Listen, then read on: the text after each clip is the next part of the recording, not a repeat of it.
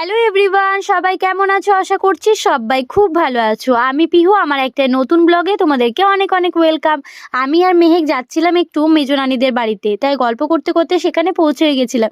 কিন্তু সেখানে যাওয়ার পর জানতে পেরেছি বাড়িতে কেউ ছিল না, তাই সেখান থেকে আবারও ফিরে এলাম। আর বাড়িতে জল থাকা সত্ত্বেও আমরা পুকুরে চলে গেছিলাম কিছু কাপড় কাচার জন্য, কারণ এখানে এলে মেহেক আর আমি অনেক গল্প করি। তাই কাপড়গুলো কাচার পরে বাড়ি ফিরতে দেখলাম যে নানি এখানে মোচা ছাড়াচ্ছিল। নানিকে একটু মোচা সারাতে আমি সাহায্য করছিলাম, মানে সাহায্য কম করছিলাম, বিরক্ত বেশি করছিলাম, একটু নানিকে ঘাটাচ্ছিলাম আর কি।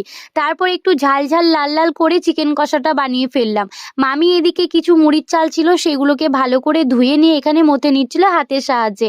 আর আমাদেরকে দায়িত্ব দিয়েছিল সেগুলো ছাদের মধ্যে মেলে দেওয়ার পর আমাদেরকে ভালোভাবে একটু খেয়াল রাখার জন্য, যাতে কোনো পায়রা সেই চালগুলোকে খেতে না পারে। কিন্তু নিচে নেমে দেখছি সাজিদ এখানে পায়রার মতো কুটু কুটু করে চানাচুর খাচ্ছিল। সন্ধ্যার দিকে একটু পিৎজা পার্টি হয়েছিল। চলো আজকের মতো এখানেই, দেখা হচ্ছে নেক্সট কোনো মিনি ব্লগে।